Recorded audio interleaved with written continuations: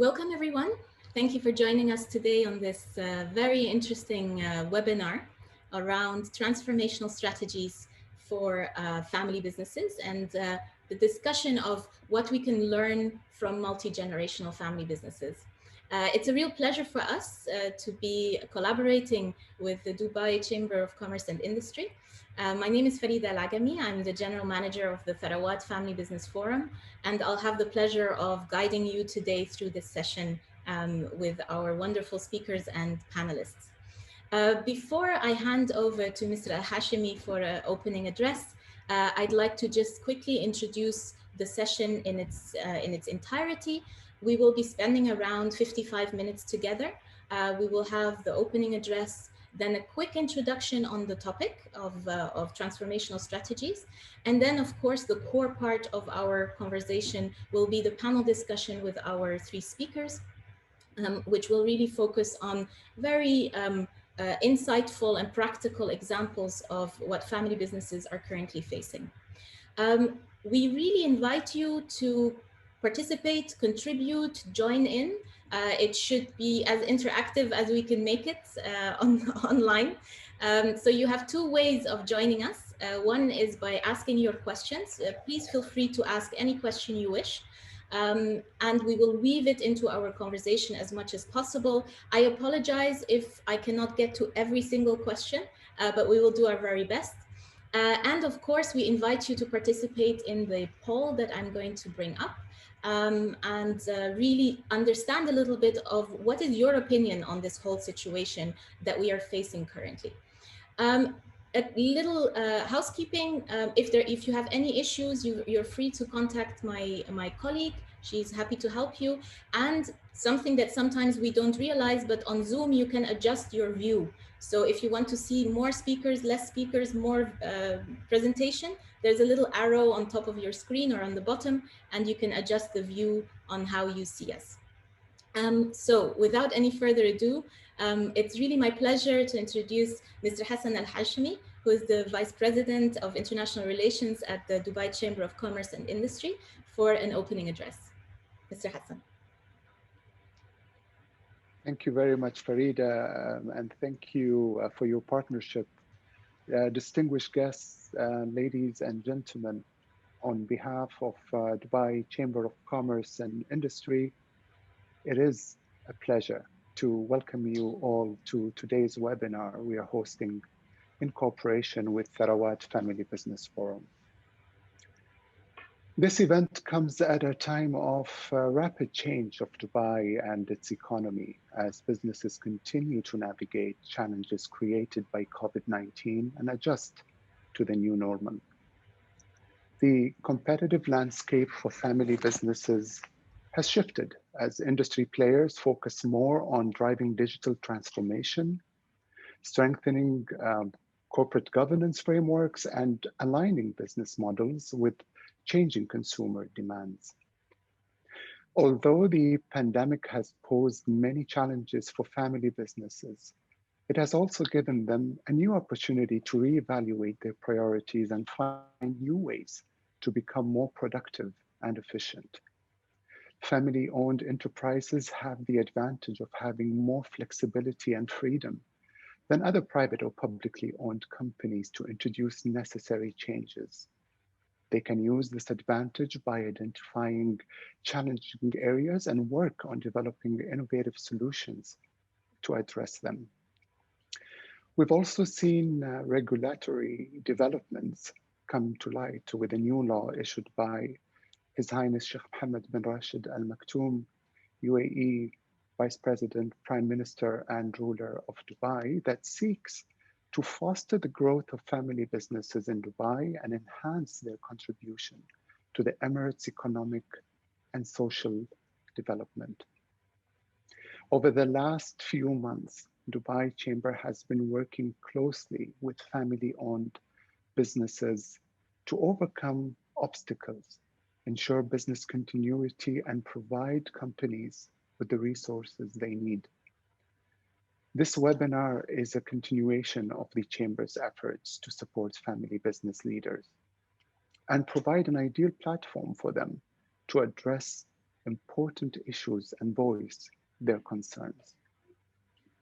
To add to that, Dubai Chamber recently signed an agreement with the Family Business Council, the Gulf chapter as well, to develop new research on matters of importance to family-owned companies, which will provide clarity on unique challenges and opportunities for family businesses here in Dubai. All of these efforts advance our mission to protecting the interests of the business community and enhancing economic competitiveness. Ladies and gentlemen, the lessons we have learned from the pandemic have changed the way we do business. And these insights and experiences are helping us plan ahead for the post-COVID recovery. By sharing experiences, insights, and best practices, I'm confident that we can overcome new challenges together and put family businesses on a path of sustainable growth for generations to come. Thank you very much all for joining us this morning.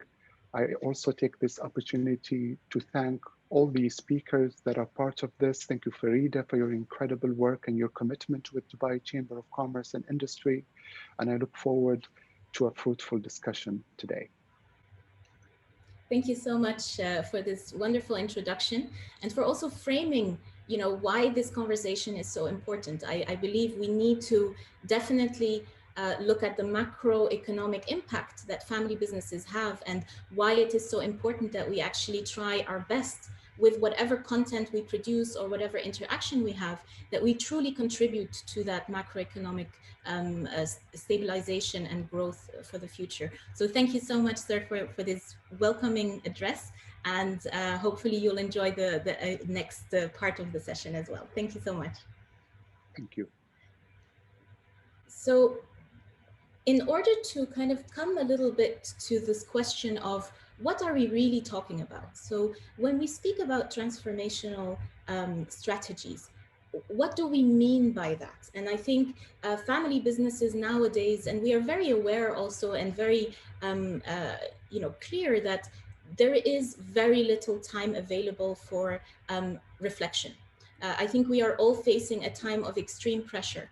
And so if we think of transformational strategies, basically what we mean is drastic and significant changes in how we operate our family firms that contribute to their longevity.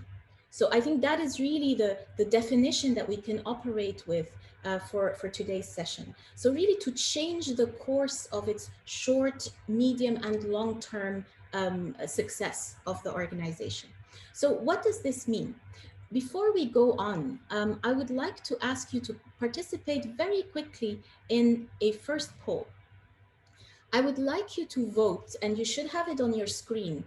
I would like you to think about what you think are how the global pandemic and the economic consequences have most impacted family businesses. Is it the pressure on cash flow? Is it disruption of supply chains? Slow down operations or less growth? Human resources, the pressure on dealing with human resources and talent? Increased digitalization? Has it contributed to increased family conflict or disagreements? So I'll give you another couple of seconds to fill this in. And I think it will be very interesting for us to see what your opinion is on this. And it will also inform our next conversation. So thank you. I can see already quite an interesting trend here. I have the privilege of seeing the statistics before all of you.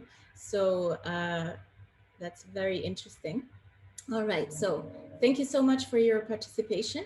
I will end the poll and I will share the results with you. So as we can see, and that's not unexpected, 56% amongst you say that the pressure on cash flow is the most important effect. Less growth with 19%, increased digitalization, not surprising, of course, disruption of supply chains, and interestingly enough, 6% with family conflict. So I would say that we all agree that there are huge, the massive impact is definitely on operations and cash flow. And, but there are some other important aspects as well.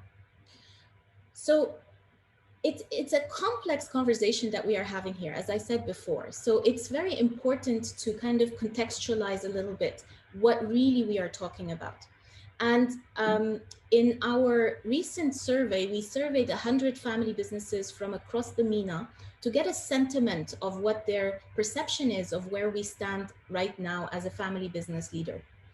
And the way we framed our questions is by saying that right now, family businesses, as you can see in the center, are kind of, as a friend of mine termed it, in an onion of complexity.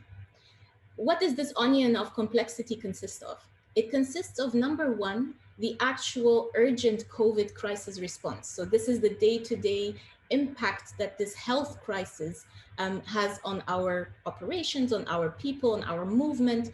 And that has not, it has changed, but it is not completely back to normal. The second layer is, of course, the economic fallout from that crisis, from that global health crisis. So the economic challenges that we are going to face in the next 2-3 years, and that we are trying to understand as we go along.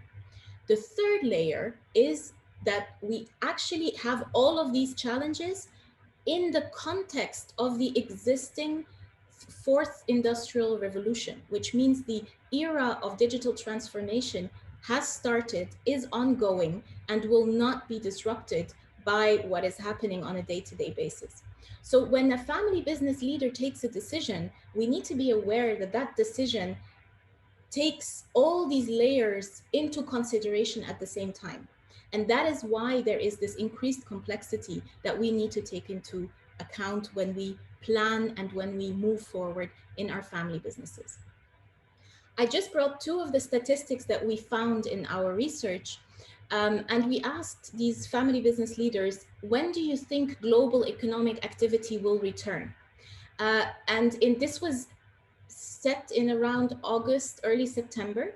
So at that point, 51% of our respondents said that Q1 2022 is when they expect the global economic activity will be returning. I have heard that people find that quite optimistic actually, but we will see how we move on when we do our second round of surveys.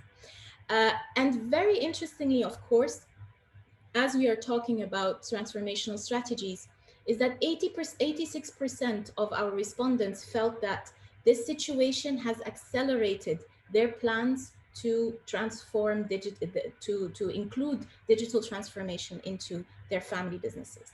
So I think this is just an idea to kind of frame the conversation that we will be having in the next 45 minutes or so. And it really is an absolute pleasure and a privilege for me to welcome our three speakers. We have Mr. Anis Sultan, who's the director at Towell Engineering in Oman.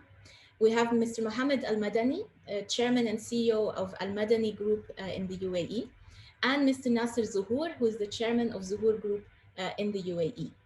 Welcome, gentlemen, and it's a pleasure to have you with us today. The pleasure is ours. Thank you very much. Thank you so much, Nasser. Welcome, Mr. Mohammed, and Anis.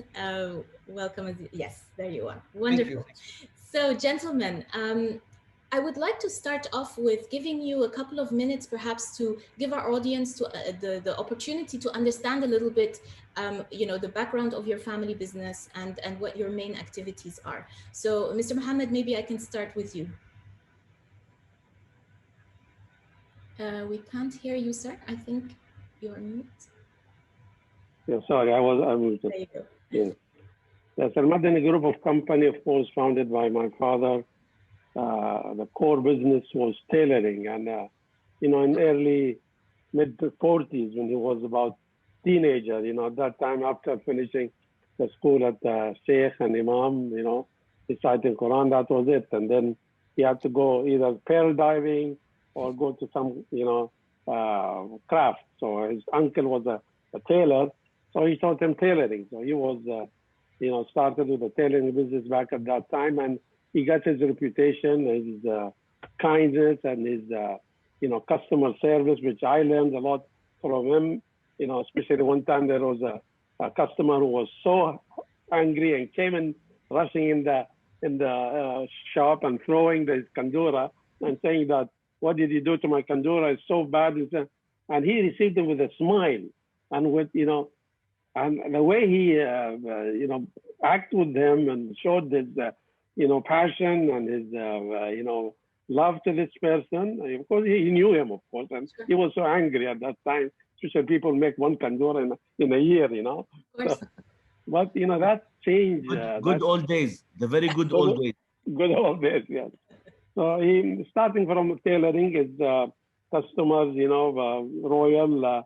There's an interview with him at BBC. They called him the Royal Tailor because his customer was late Sheikh Rashid bin Saeed. And even before that, his father, Sheikh Saeed, he said, when I started in my teenage, the first tandoor I made, it was Sheikh Saeed, was the father of Sheikh Rashid. And then, of course, Sheikh Rashid, the whole family of Al Maktoum were his customer. And he used to go to the palace and take the measurements of Sheikh Muhammad, who was a child, So that's the background of our, founder. And alhamdulillah, he's still alive. And he used to go to his store just before COVID. He's still telling me, when the COVID will finish, I want to go back to my store, The store. His store is located right opposite the ruler office. So the Sheikh Rashid used to cross the creek, come and visit his cousins on their side, and he used to stop by my father's shop, and that's how the relationship started. So that reputation, then Dubai was growing, so he got into real estate. Land at that time, it was per square feet was like 1 dirham, 50 fils. So he took that opportunity and made, mashallah, some capital based on real estate. He also constructed his Al Madani construction company. Later on, when I, graduated, I went and studied petroleum and worked also in ADNOC, and then I worked in DBC. So I have an oil industry background, and with the business in our blood. So I started in early 90s my own, tailoring also. My father was warning me when I was a child. I don't want you to be a tailor because I didn't go to school. You should be an engineer or a doctor. Okay, I was an engineer, but still. Now back to tailoring. Do the business. So then we got into the group business. So I brought iconic American brand in jeans. So we started Levi's, Doctors, and other brand Hankton. So we started in the retail, and then from retail, you being in the shopping malls, they always tell you, do you have any F&B concept? The food court concept. So then I got into F&B in about 2004-5 when Mall of Emirates actually started. So we got our Charlie's Philly steak, which again has a niche. I always look for something different into tea and drinks like which are the Chelsea, and then got into bagel bar. So a diversified company. I also have my engineering hat. I have engineering consulting office beside my father's construction because, in UAE, you can't have both. They have to be different. It's still in a family business. And of course, now we are the second generation, and my children are third generation, which they are also being trained and brought to the business. And actually, I sent my son to Italy when we had this brand called Gas. And, so he went starting from production of the products up to shipment, and then comes back to the shop here and to work also as a salesman. Unfortunately, the government took him from me. He's in Al Saada. He's the manager of Al Saada, actually. Okay. Probably even the government know him as Mohammad Al Madani, but he has his talent as a retailer too. As well. So this is the quick background of our family. Thank you so much, sir. That's fascinating. Nasser, on to you, maybe. Thank you first for hosting this lovely people, meeting them. Nice to meet you all. It's a pleasure, and I'm honored that I'm on this webinar. Very simply, I'm Nasser Zuhour. I'm 42 years old. My dad and my grandfather has been in UAE since 1965. So I consider myself, I am Palestini, but I'm Palestini Emirati. So I'm in the blood Emirati. So I went to school in Lyon, in Switzerland. I studied hospitality management. My dad was a banker for 30 years, and in 1990 we switched into a family business and family office. So Zuhour Group has multiple verticals. It has stock market, portfolio management, real estate, and the food and beverage, which I own completely. It has nothing to do with my business.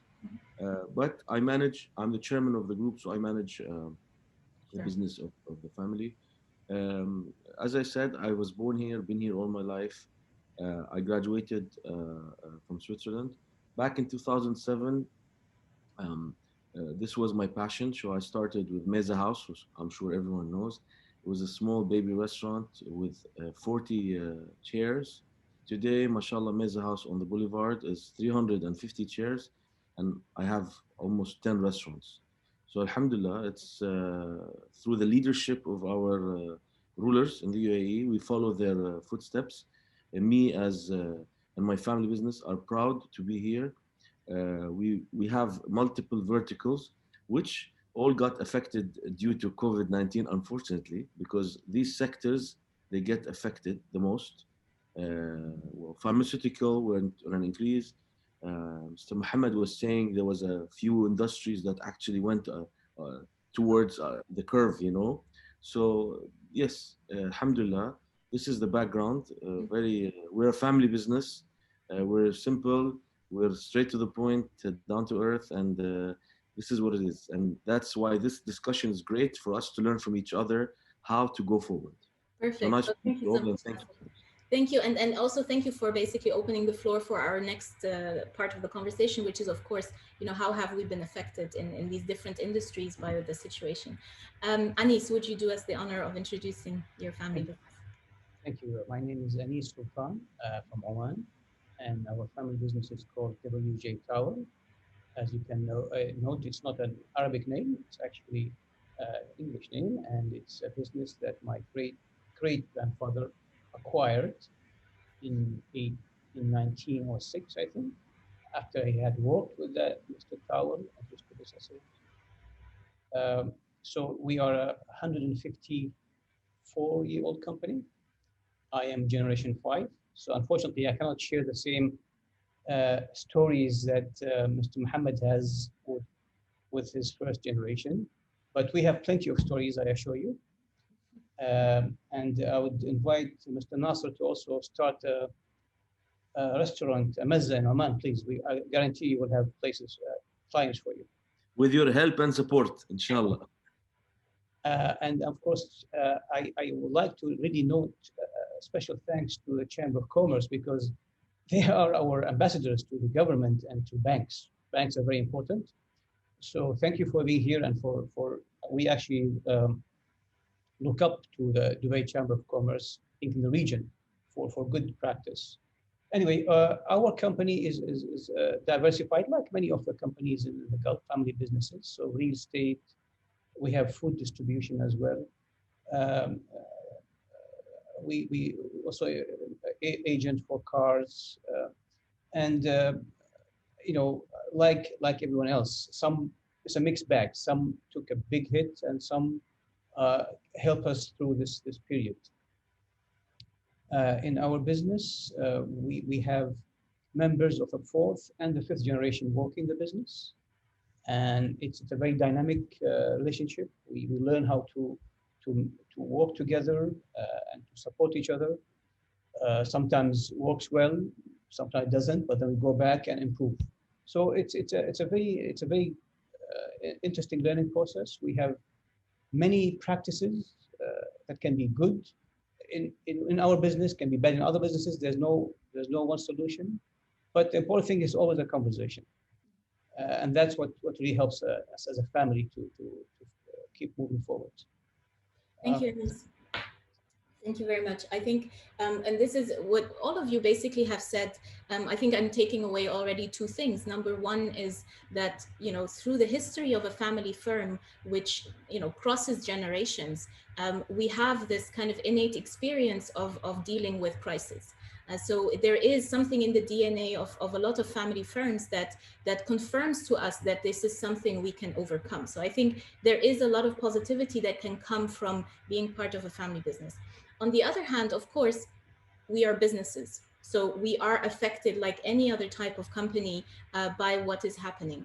And I'd like to perhaps start with you, Nasser, to tell us in a nutshell, if you can, and I know it's not a nutshell question, but due to, the constraint of time, perhaps where you have faced the biggest challenges, and both maybe from a business perspective, but also from a leadership perspective. I think those two aspects would be very interesting to understand.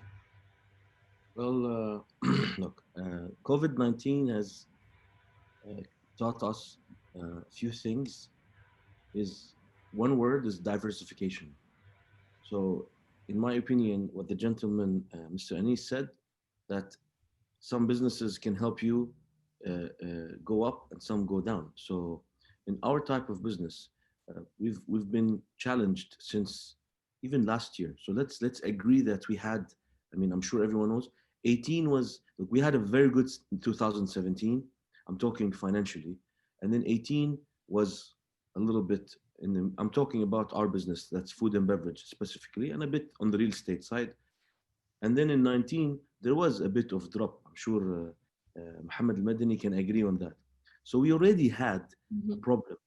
So we were actually hoping that 2020 would be the saver. It's going to save us from, because us in economies, there's 5 years up, 5 years down. There's a like a scale. So we were expecting 2020 to actually be the year that's going to actually push us and finish our problems. And then the COVID actually started in November or December, but the effect of it was heavily on. We started seeing a drop in sales in February, and then in March it was a disaster with the close down. So we tried to manage in every possible way, but sometimes the slap is too hard on everyone to manage, because I haven't look. We've seen crisis before. We've seen in the 90s Souq al-Manakh. I mean, I'm sure the guys know about it. And then we've seen the problem in 2007. Everyone remembers 2008, the bubble, but it was never as hard as this. And there was not, if you compare the number of restaurants or the number of retails or the number of malls in 2007 to now, it's tripled. So supply and demand now is completely different. There's a lot now than it was in 2007. Yes, we had a crisis in 2007. We had this, we had that, but it was never, the effect on the cash flow was never as harsh as the one of COVID. And we're still suffering until now. The effects of COVID is not going to stop by if we open the whole world now, because you have financial deficits from the past 8-9 months. So these cannot be covered in 2-3 months. It will be covered in 2021, 2022, because you're going to do payment plans and you're going to have to, everyone had to take shortcuts and everyone had to go to banks. Everyone had to go to several ways to take yourself out of the problem. And this problem is actually just postponed. You cannot just eliminate the problem and say, okay, I'm going to cut it off and that's it. So thanks, Nasser. I think that's a very interesting, sorry, I'm just going to, ask the other gentleman, because in a way what you're describing is what an economist friend of mine has described as saying, it's like the economy has been infected by COVID. And, as we know that COVID has some long-term effects, and sometimes we don't know what these effects are. So in a way, it's kind of a symbolic, projection of what the reality is that we feel as humans biologically and how it affects our economy. Mr. Mohammed and Anis, I'd like to come back to this question of course, the effect of COVID on your industry, but also the question of diversification, and perhaps get your points, your opinion about that. Mr. Mohammed, would you like to start on that? I will unmute you. Yeah, sometimes I forget to unmute. Yes, it was very challenging for F&B, and maybe just especially for dining, which mostly Mr. Nasser Zuhour is, their case is much worse, and because you can't open the dining, and there's so much restriction on the tables and chairs. But in case of the fast food, which is a little bit better, what we actually did, we were again digital transformation. So it goes back to the being proactive and plan. So about actually 2-3 years ago, we started with a call center. We also just last year we've seen, as Mr. Zuhour said, that 18, 19, there's been a drop in the whole footfall of the shopping malls, and of course sales as function of the footfalls, and that drop is in across the whole probably GCC. And so what we did is say, okay, let's have an application. So we developed Charlie's application, where you can link to our call center and you can make your orders. And also we developed a website plus all our aggregators. So we've been working with all the aggregators. I know FMB, they don't like aggregators because they take about big chunk, almost 30%. It is a killer, yes, of course. Agree. So luckily some of the newcomers are coming into this business, and noon.com is one of them. Mr. Al has actually... So Mohammed, can I ask you, have you seen, after doing all of that, year to year, have you increased, or you still had a decrease in deliveries? And deliveries, increased. I mean, our delivery has increased. It used to be around 10% before COVID, and it reached almost 20-25% with all these, because we went to all the platforms of because your business model, business model is delivery. Exactly, yes. Our own drivers we have through our consultant and our application, plus we have with our aggregators, all you increased sales, but I think profitability was a little lower because of these. Of course, yeah. Bottom line, cash flow is an issue, and we all know about shopping malls and how they are, they want their money, and maybe Anis is on the other side also as a real estate. So this challenges that we had, we real compensated a little bit, I would say. Not again, yes, the bottom line is not like in 2019 or 2018. Every year we've been suffering, and this is how we try to, mitigate the risk. Work with these challenges. Exactly. Again, a digital transformation was one of the solution. Absolutely, which actually really speaks to our topic of today, kind of the transformational strategies that you have to take in order to sustain your organization. Anis, I'd love to have your points on, because you're across a lot of different industries, so I'd love to get your kind of maybe macro perspective on the impact, and then also your point on diversification would be very interesting. Sure. For sure, the impact has been I think the softest word is drastic. For example, if we sell cars, no one buys cars because, it is a big ticket item. And in times of uncertainty, the sentiment is low. My car will run for 2 more years. Real estate is also a very interesting thing. And I mean, interesting in a bad way, because it's very tough on everybody. For example, in my business, we rent out space for some of our business. So let's say a car agency will rent space. So of course, that expense has to be paid. On the other hand, if we have place to let, let's say to a restaurant or a group of services, it's not very easy to tell people leave because they haven't paid, knowing very well it's not their mistake. Yeah. Because life will go on, whether it's this year or next year, these companies will come back, or the need for them will come back. And it's not very easy to have the conversation again after you've asked them to leave. But at the same token, or at the same time, your banks ask you for, if you have borrowed money, you have to pay. If it's not your bank, it's your shareholder. If it's not your shareholder, it's, the money cycle has stopped. Yeah. And in many so you end up being a banker to some of the businesses you let out. So it's that's why the pressure is for a landlord to follow up and to sometimes give a hard time. But then the systematic solution has been, in some countries where the governments are quite strong, is to ease up the regulation on banking in terms of classifications, in terms of loan, So that is beyond a business or a good business, but that's more a strategy or as a financial package that usually happens. In the absence of that, or in the limit, when that is limited, then of course you have to go and do the drastic cutting that you hear in every newspaper every single day. Companies, unfortunately, cutting businesses or cutting staff. And unfortunately, it is, sometimes some of it is required for survival. In terms of diversification, of course, I mean, it is the right thing, the savior.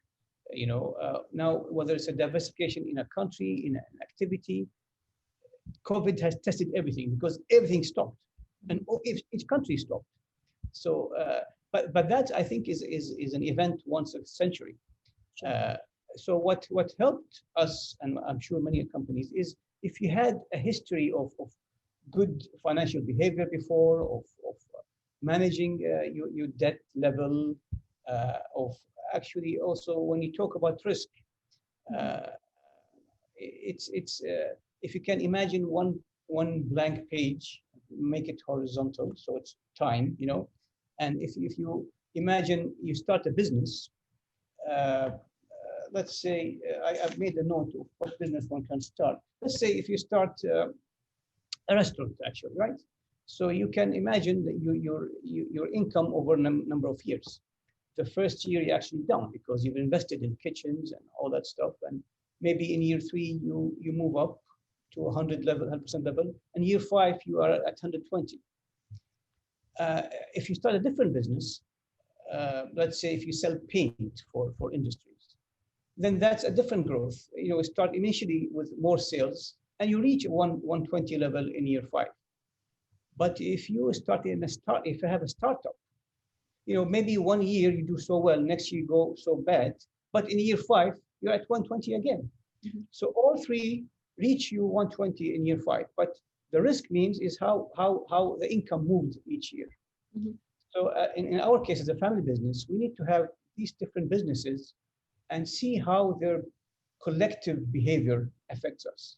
Mm-hmm. The other level is, what do you add or what do you take out of from this mix so that the overall level of risk and diversification is met? It's like a portfolio approach to a normal business. Yeah, absolutely. But I think that will help steer you away. Of course. And it doesn't have to be a big business, could be any business, but different activities and elements of it. Absolutely. I think that the topic of risk is really key for family businesses. And Ms. Mohammed, I'll come to you because I think that what can we as family businesses learn going forward? So obviously ideally we have learned from the past. I mean, your business has existed since the 40s. So I am sure, it's been through, as you mentioned, so many different crises and moments of difficulties and situations of huge shift and change. Some were positive and some were negative, I'm sure. And so, a company then as a family business, I think our perspective is we think in generations and not just in 12 months return, right? So I think that's a different perspective. But I'd love to have your points, sir, on risk and what we can do as a family business to perhaps learn from this COVID situation and look at risk from a 21st century perspective. Yeah, I mean, we go back to this digital transformation. This is the opportunity of future. I mean, I can share some of the examples, some of the companies that just started in almost less than a year. There is one company working on gyms, on the bicycles. They can share these bikes. The company is called Peloton. And this company went from less than $50 a share in April, actually almost to $139 in this October. So it's almost 178%, twofold increase, because they know that everybody is locked at home. What's the best thing? Everybody wants to have an exercise, but I know so many times, even my children, they say, "Oh, we want to go gym because I bought them a treadmill." I say, "You got the treadmill, you got the bike." They say, "No, we don't have the coach. We need the mudarrib." What did this guy? It's not the guy; it's a company. Sultan that they, they brought these celebrities of, trainers, and you can virtually go into these, they have the studio where everybody participates and you pay them a fee, of course, because it's a monthly subscription. You can buy the equipment, or not buy it actually, just they will finance for you. The Americans are very smart in that. So they finance you, you pay $10 a month or $5 a month. It's nothing, but it's for life. So those type of businesses actually, which is again innovation. We need the families, they have to get into the innovative ideas. This is one of the companies that skyrocket their shares. Of course, Tesla, everybody knows Tesla, but another company, Neon, which is the Chinese one, their also shares went from less than $10 in July all the way to 29, because now people want to save on energy, on oil and all that. That's another, but something which is so much related to all of us. Most of us have an FMB, is a Domino Pizza. You want, I have their shares from October, which was less than $250, and now in October last year was less than 250. Now it reached almost $400. 40% increase. Domino Pizza is nothing innovative. It's just that they went very aggressive on the PR for their marketing and for digital marketing, of course, and doing delivery. So yes, Domino is known to be a delivery company.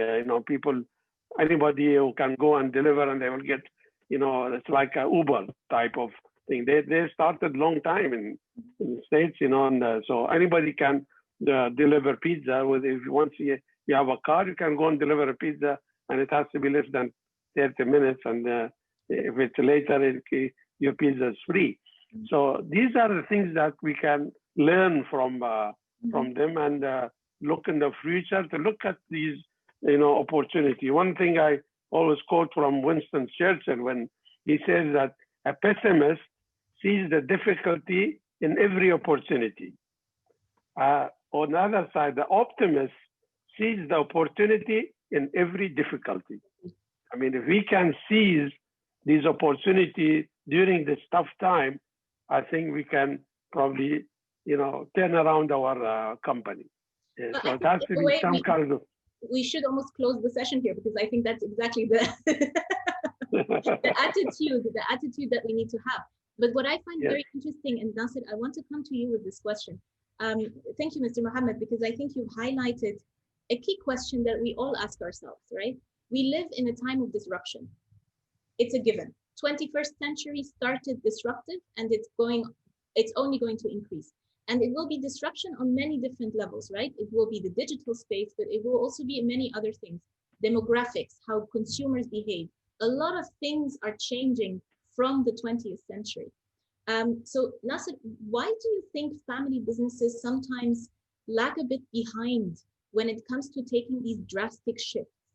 Why aren't we the ones, creating Peloton? Why aren't we the ones creating Tesla? Look, I have a few points that I'm sure the audience want to hear, and I'm just going to wrap it up in a quick 2 minutes. You asked about mitigated risk. Well, the problem in family businesses, we are all entrepreneurial and we're very excited and we do things fast. I will start by what we learned from this COVID is please invest in a solid business plan. We never had force majeure in our contracts because we never have earthquakes, we never have storms, but COVID was identified as a force majeure, correct? Everyone. So we never thought of this as a risk. But now, when you go have a new contract, the first thing you ask, force majeure, please add it to the contract. Because it taught us that we should consider, and maybe it opens your mind to other things, which is when you take a bank loan, there is a risk, a very big risk. And a lot of us family businesses, because we have bank facilities, I mean, I'm sure Mr. Mohammed and Mr. Anis, we all depend on expanding our business and somehow of taking loans. So to me, we have to understand the lesson learned from this pandemic.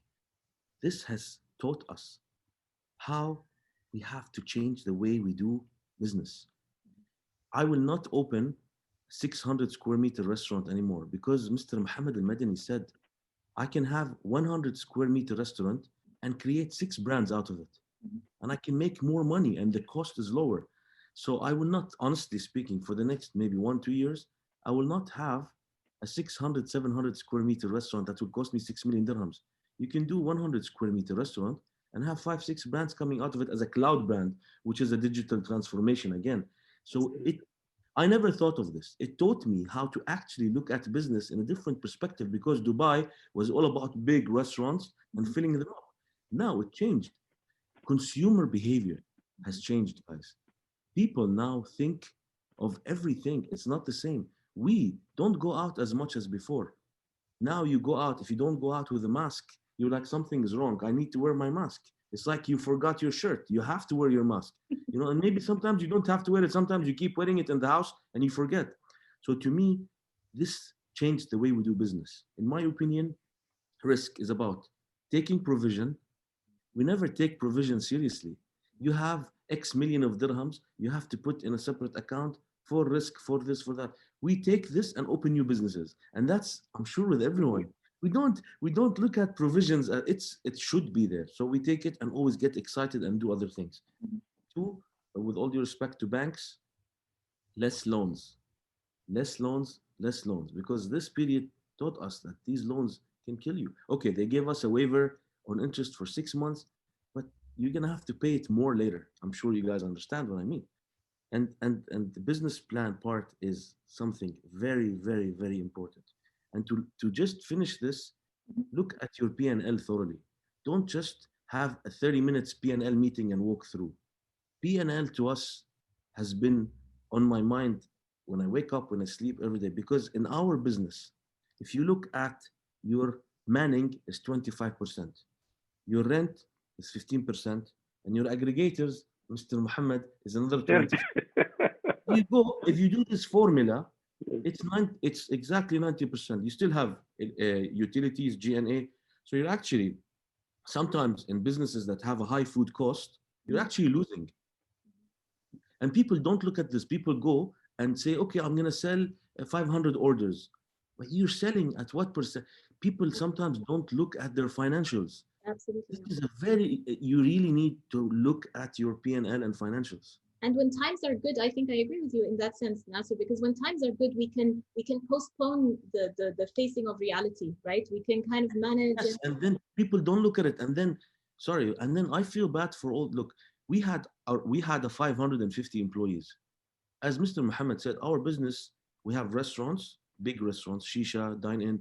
We had to let people stay in the house for 300 employees. We were giving them support, but how much support can you give? 1 month, 2 months? I mean, the sales drop. Give them food, right? Yes, we give yes. Food. We ask them to come to our restaurants, take food, But at the end of the day, okay, you can spend 500, 1 million, 2 million, and then it's difficult because at the end of the day, your business dropped back then 80%. Until today, with all due respect, our business is still 50%. We haven't achieved. We're still at a 50% drop. Now it's getting better with the good weather and all of that, but it's very tough for us, and we feel bad. And we also feel bad for the landlords because, as Mr. Anis said, the landlord has an obligation to the shareholder. It's a chain reaction, right? It's like dominoes. Exactly, you can't blame anyone, and the government has done its extreme most. They tried. They gave us Towell Sheikh Mohammed. He gave us 100. I don't remember the number. 100 billion. Yes, 100 billion.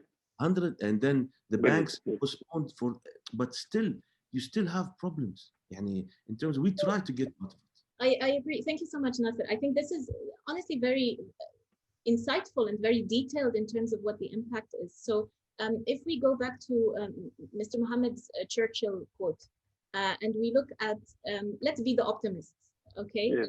Try to be the optimist in this situation.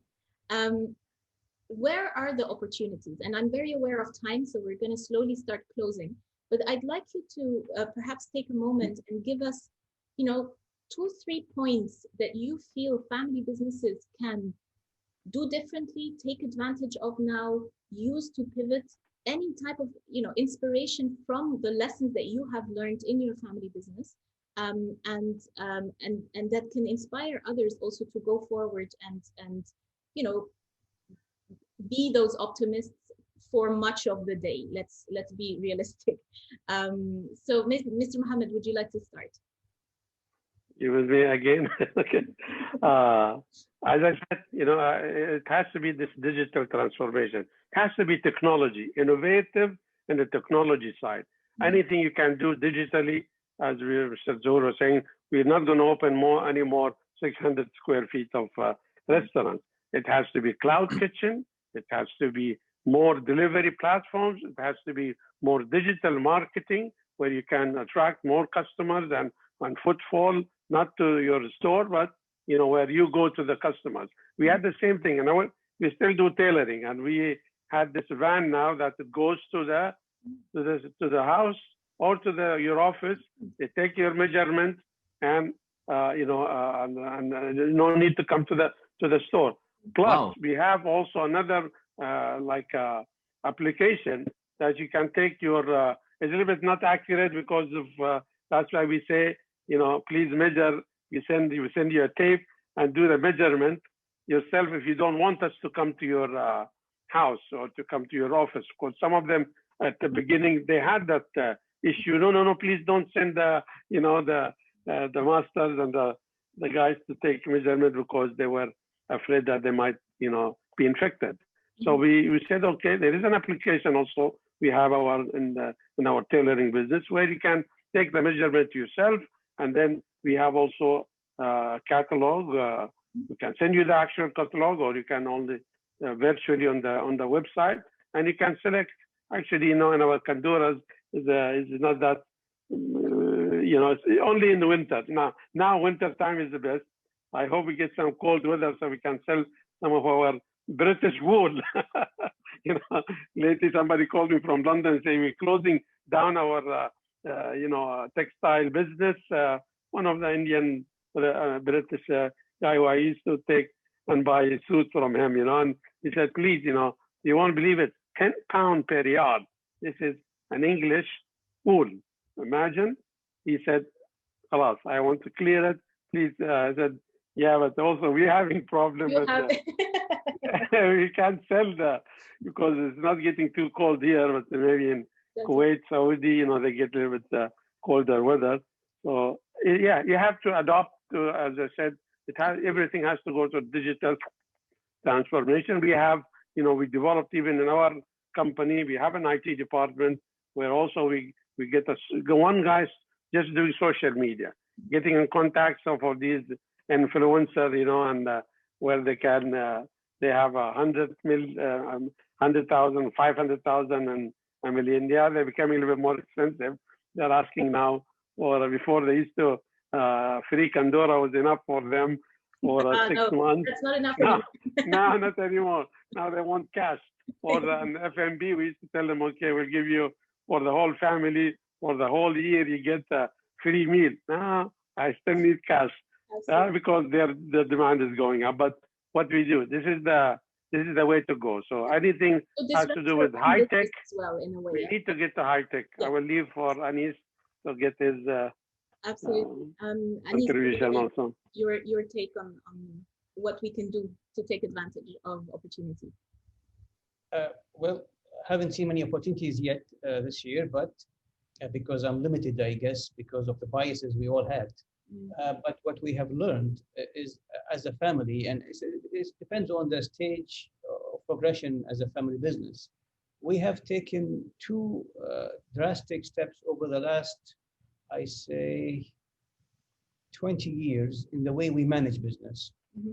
This helps us to think so that, for example, things like digital transformation can be introduced to us ahead of time, or other changes that need to be done. So the first one was, I think, in 2009, where we as a family faced each other and said, look, just because the family owns the business does not mean it's the best manager for it.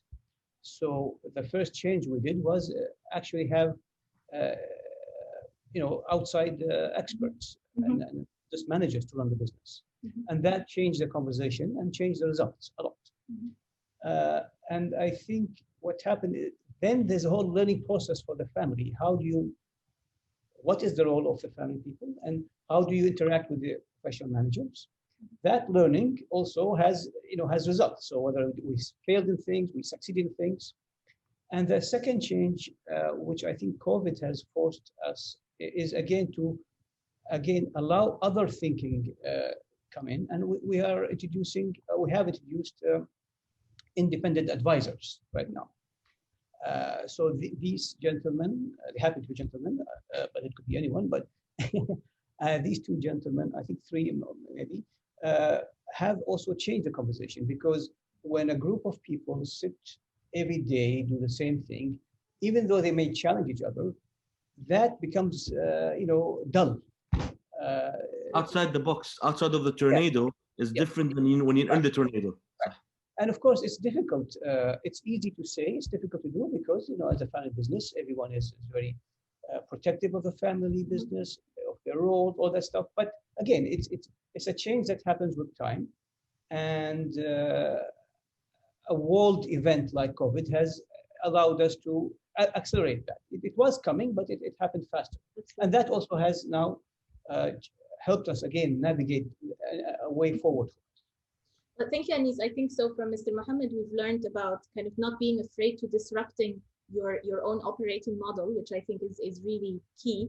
I think your perspective is also very important in terms of, your leadership style, but also your governance system. That we don't just look at how can we innovate our products or processes, but how do we govern in order to create that space. So Nasser, any final words from you on those points? Honestly, I don't want this session to end, because I'm enjoying these beautiful conversations, beautiful faces with all of you.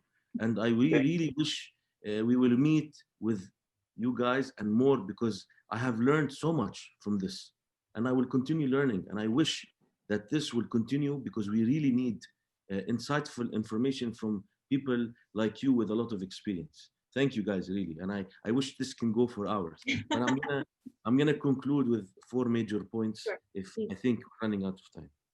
First of all, I'm gonna say this in Arabic. لازم الإنسان يتوكل على الله. الرزق على الله. So لازم, he has to believe in God. He has to do his best. بس there's a time that Rabbna subhanahu wa ta'ala, he will make things better. So we have to believe in this. Okay, that's one thing that is very important. Second, don't stop. People who stop will fail.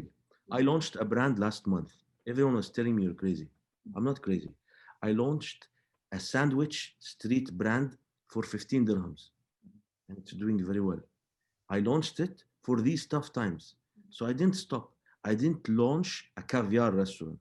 I launched a sandwich brand that everyone can afford. And it's You're competing with me, Zuhour. I never said. No. I could never. So end of the conversation. I launched Abu Afif, which is a street sandwich concept from Oman. And it's a cool brand. It's nice. And now we might open a shop for it. So that's one. Never and don't stop. Believe in yourself. Believe in your brand. 2, it's a cliche sentence, but I'm gonna say it. Always, my mom and my dad, they said, do not put and keep your eggs in one basket, right? Diversify and don't overdo it. Don't go for 20 businesses. Sure. I always say 5 is good because you can control it. So have a few businesses that can support each other, 10? Okay, so right and left, yeah? But I'm saying if you have the capability, but I'm saying this is my second advice. My third is, I was never a fan of partnering. I don't have partners. In the UAE, family business is always a family business. Now, I call on this panel and I call on this webinar. Strategic alliances and collaboration is the key to move forward, in my opinion. If I get the help of Mr. Anis, I want to establish my brands in Oman with you, without a fee, without anything. I'll go in as a partner. This is a collaboration. I'll go with Mr. Mohammad Al Madani and say, listen, you're a very sharp man. We can reduce the risk by having collaborations. If you do something by yourself, you're increasing your risk. If you have, and then not 10 partners, but have 2-3 people think together. Yes, key people, strategic alliances and collaboration where everyone can add an ingredient to the cake so it becomes perfect. I honestly believe in that.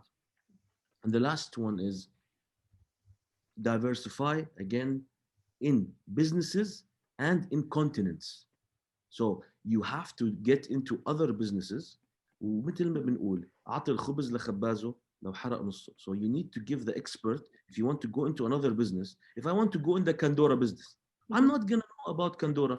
I will go in a business of a Kandora in London, for example. I'm just giving with Mohammad Madani. If I want to go into cars with Mr. Anis, then I will go with him. So to me, to diversify with the right partner and not in one country, go to geographic diversification. I want to open my outlets in London, in New York. You have to diversify because people appreciate our brands, and we should get them out there. Absolutely. This is my Thank advice. you so much, Nasser. Honestly, we are out of time, and for those of our audience who have to leave us right away, thank you so much for being with us. But I have to really thank you, gentlemen. I have to say that, you know, both the Chamber of Commerce and Industry and Tharawat, we really believe in the importance of community. We believe that, you know, as business owners, we are the key drivers of growth. We are also the key drivers of innovation. But I think, Nasser, your final points on alliance and exchange and collaboration, especially in a century like ours, we have created a networked century. Technology has created a networked lifestyle. So business needs to start reflecting in a networked way. And I think this is really, really key, that as family businesses, we have this in our DNA. We are networked by nature because we do already live in spaces where, you know, family and business and community, it all plays into our decision making. So in a way, family businesses are best placed to outperform during these types of times and to take that disruption, like Mr. Al Madani said, to take that disruption and actually transform our organizations to be 21st century proof. Because that is really the goal here, is that in these exchanges and in these sessions, we make sure that family businesses are 21st century proof. We have this reputation of being a bit slow, a bit traditional, a bit backwards. Our decision making, you know, is not, and that is absolutely not true. That is an image that belies the way family businesses have already overcome centuries of difficulty. So we are best placed. And I would like to really thank you for being open and you know, really honest in this conversation. These are the conversations that bring us forward. And I'd like to thank you, Mr. Al Madani, Anis Sultan, Nasser Zuhour, for your contributions. I'd like to thank our partners at the chamber for really also trusting the process of doing this. And I'd like to emphasize that both the chamber and Tharawat, of course, we are moving forward. We are trying to create more spaces of conversation. The Chamber of Commerce has another webinar tomorrow about this new scheme of retire in Dubai.